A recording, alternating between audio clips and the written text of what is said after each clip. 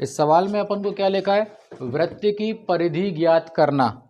क्या ज्ञात करना है, वृत्त की परिधि। वृत्त की परिधि ज्ञात करना है जब हमको त्रिज्या पहले से ज्ञात हो। जब त्रिज्या पहले से पता है तो परिधि हम कैसे निकालते हैं। ठीक, सबसे पहले तो ये समझ लेना परिधि होती क्या है, यहाँ ध्यान देना। जैसे मान लो हमने कि ये वृत्त बनाया, ठीक है, तो वृत्त में ये जो वृत्त की गोलाई होती है, जैसे मान लो अपन ने यहाँ पर हैं और यहाँ से हमने चलना शुरू किया और घूम के हम वापस इसी बिंदु पर आ गए, तो इस बिंदु से चल के वापस इसी बिंदु तक आने में जितनी दूरी हमने तय की, ठीक है, उसको हम क्या कहेंगे, वृत्त की परिधि। अपन अपनी लोकल भाषा में इसको बोल सकते हैं गोलाई, कि वृत्त की गोलाई कितनी है, लेकिन गणित की भाषा में हम क्या बोलेंगे इसको, परिधि। इंग्लिश में इसको कहते हैं सरकमफ्रेंस। क्या कहते हैं, सरकमफ्रेंस। और हिंदी में कहते हैं परिधि। ठीक है, अब दूसरी चीज, वृत्त में एक और चीज होती है केंद्र। ये वृत्त का जो बीच वाला बिंदु होता है इसको हम क्या कहते हैं, केंद्र बिंदु। केंद्र बिंदु या केंद्र, ठीक है। इंग्लिश में अपन क्या कहते हैं इसको, सेंटर। ठीक, अब वृत्त के केंद्र से लेके वृत्त तक की दूरी,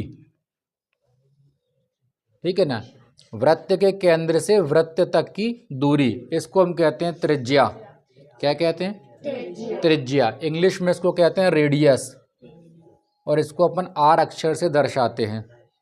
ठीक है, जब भी अपन त्रिज्या की बात करेंगे तो त्रिज्या के लिए हम कौन सा अक्षर इस्तेमाल करेंगे, आर। आर मतलब होता है रेडियस, और रेडियस का पहला अक्षर क्या है, आर, तो त्रिज्या को हम आर से दर्शाते हैं। इतनी बात आई समझ में। अब दूसरी एक और बात याद रखना है, व्यास। ठीक है, व्यास क्या होता है, त्रिज्या का डबल।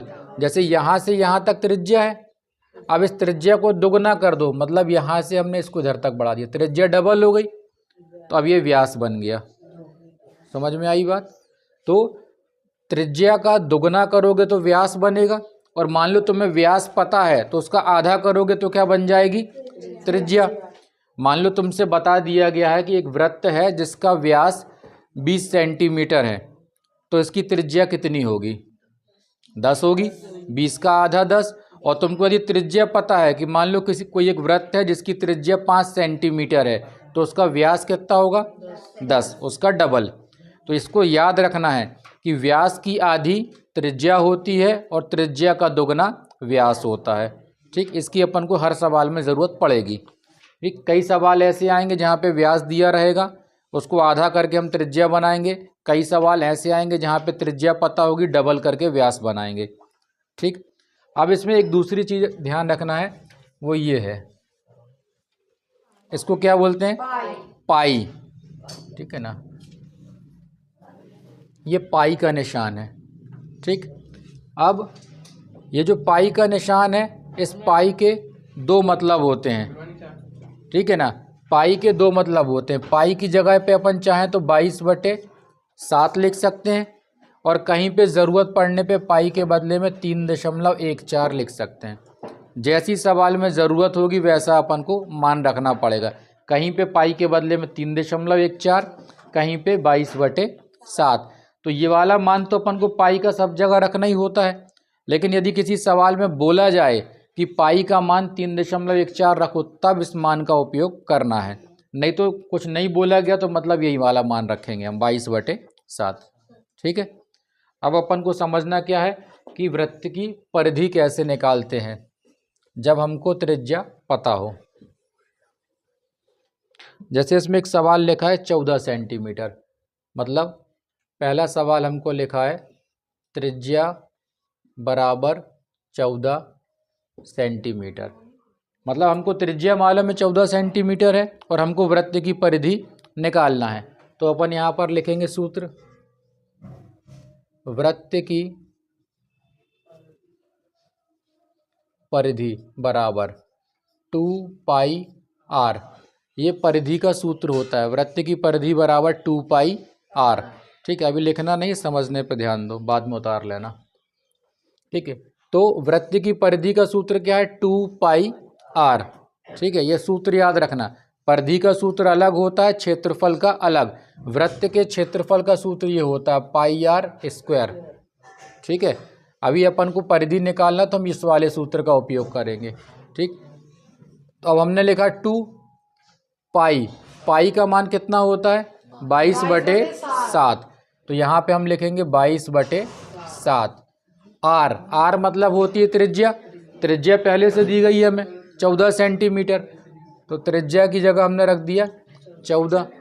अब इसको हल करना है, तो 7 है, 7 का भाग इसमें करेंगे अपन, तो 7 एकम 7, 7 दूनी 14, तो यहाँ पे कितना आ गया 2, 22, 2, इतना ही बचा। अब इन सब का गुणा कर देंगे, तो 2 का गुणा 22 में करेंगे तो 22 दूनी 44, 44 का गुणा 2 में करेंगे तो कितना आ गया 88 सेंटीमीटर।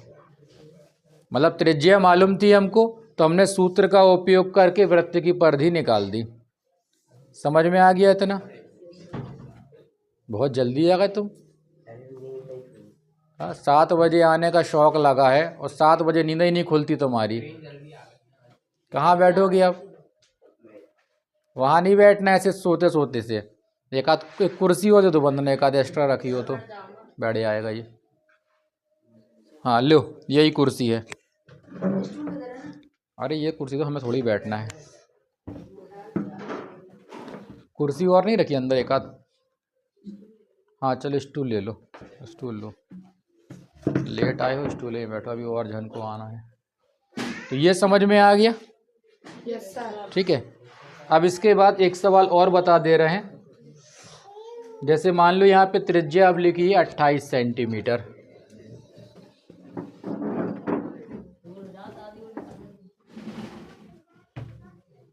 दूसरा प्रश्न है 28 सेंटीमीटर। ठीक है, समझ में आया इतना? अगला सवाल है 28 सेंटीमीटर। अब हम फिर से सूत्र लगाएंगे।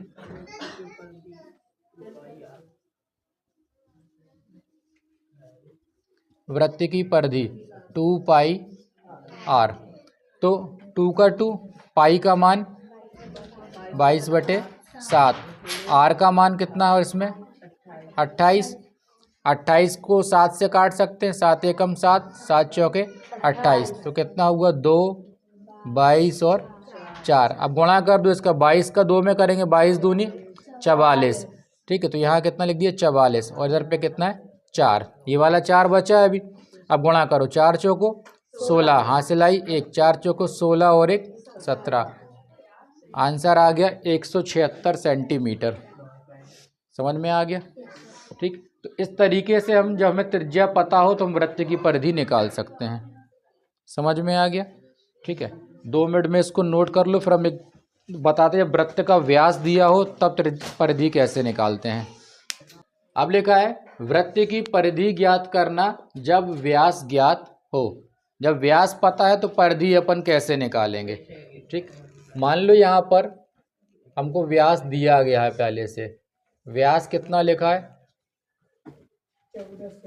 14 सेंटीमीटर। ठीक है, तो हमको मालूम है जो परिधि का सूत्र होता है वो कितना होता है 2 पाई आर।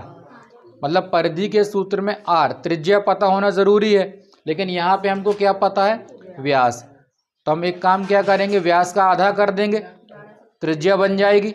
ठीक है, तो व्यास हमको पता है तो अपन यहाँ लिखेंगे, इसलिए त्रिज्या आर बराबर, त्रिज्या कैसे निकालेंगे, व्यास का आधा कर देंगे, और आधा करने के लिए किससे भाग करते हैं 2 से।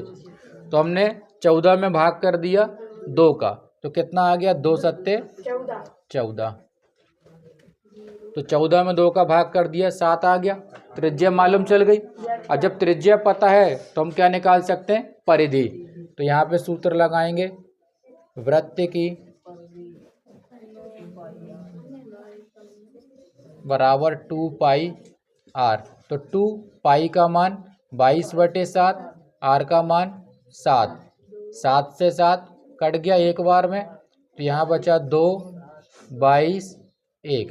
अब गुणा कर दिया 22 दूनी 44, 44 का गुणा 1 में करेंगे 44 एकम 44, तो आंसर आ गया 44 सेंटीमीटर। समझ में आ गया? तो जब तुम्हें व्यास दिया हो तो तुम उसको आधा करके त्रिज्या निकाल दो, और जब त्रिज्या निकाल आएगी तो सूत्र में मान रख के तुम क्या निकाल दोगे, परिधि। समझ में आ गई बात? ठीक, इसको भी नोट कर लो तुम लोग। वृत्त का क्षेत्रफल निकालना है हमें, ठीक है। जब क्या पता हो, त्रिज्या। यदि व्यास पता हो तो भी अपन क्षेत्रफल निकाल सकते हैं, व्यास का आधा कर देंगे, त्रिज्या बन जाएगी। यहाँ पे अपन को जब डायरेक्ट त्रिज्या दी हो तब अपन क्षेत्रफल कैसे निकालेंगे। मान लो अपन को यहाँ पर पहला सवाल लिखा है त्रिज्या, ठीक है। त्रिज्या कितनी लिखी हुई है अपन को इस सवाल में, यहाँ पर 14 mm त्रिज्या लिखी है, मान लो 14 mm, 14 मिलीमीटर, ठीक है ना। ये हमको त्रिज्या दी गई। अब हमें निकालना क्या, वृत्त का क्षेत्रफल। वृत्त का क्षेत्रफल, वृत्त के क्षेत्रफल का सूत्र क्या होता है, पाई आर स्क्वायर। ठीक, बातें मत करो। तो वृत्त का क्षेत्रफल का सूत्र है पाई आर स्क्वायर। अब पाई का मान 22/7, आर त्रिज्या कितनी लिखी है और घात कितने की है, 2। ये 2 की घात सूत्र में तो सब जगह लगा देना है। अब अगला काम 22/7, 14 के ऊपर 2 की घात है तो 14 को तुम 2 बार लिख दो, ठीक है। अब इसके बाद 7 से कोई सा भी 14 एक काट दो, ठीक है ना। तो हमने ये वाला काट दिया, 7 दूनी 14। अब कितना बचा, 22, 14 और 2। अब गुणा कर लो इसका, 22 का गुणा इसका, 22 को 22 रहने दो, पहले इनका गुणा करो, 14 दूनी 28। अब 22 और 28 का गुणा कर दो यहाँ पे, 2 अट्ठे 16, 2 दूनी 4 और 1 5। फिर यहाँ पर भी इतना ही आएगा, 6, 5 6 11, 5 और 1 6। आंसर आ गया 616, ठीक है, 616। और यहाँ पे mm लिखा था तो हमने लिख दिया mm स्क्वायर, ठीक है ना। mm के ऊपर क्या लगा दिया यहाँ पर, स्क्वायर, 2 की घात। क्योंकि जब भी हम क्षेत्रफल निकालते हैं तो क्षेत्रफल में जो इकाई होती, मीटर हो चाहे सेंटीमीटर हो चाहे मिलीमीटर हो, कुछ भी लिखा हो, सबके ऊपर 2 की घात लगा देना है, ठीक है। तो ये निकल आया क्षेत्रफल।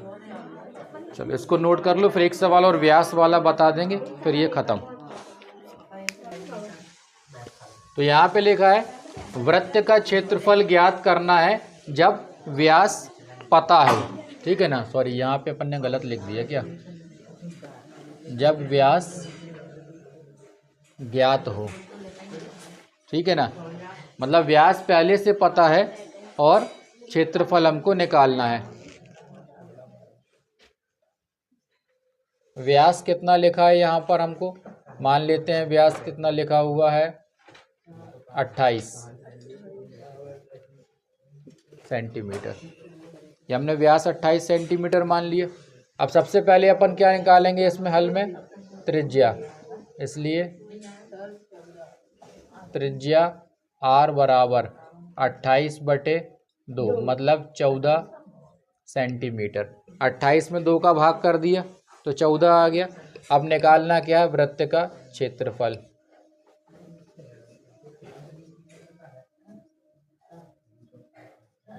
वृत्त का क्षेत्रफल पाई आर स्क्वायर। पाई का मान 22/7, आर का मान 14, ठीक है, ये वाला। अब 14 को 2 बार लिख दिया, ये पिछले सवाल जैसा बन गया, 7 दूनी 14, ये हो गया 22 गुणित 14 गुणित 2, तो 22 गुणित 28 आ गया। और अभी अपन ने गुणा किया था पिछले सवाल में, कितना आया था, 616 सेंटीमीटर की घात 2। ये आंसर आ गया। समझ में आ गया। करना वैसा ही, बस व्यास दिया रहा तो हमने उसको आधा करके त्रिज्या बना लेनी, क्योंकि जो भी सवाल हल होगा वो हल त्रिज्या से ही होगा, ठीक है।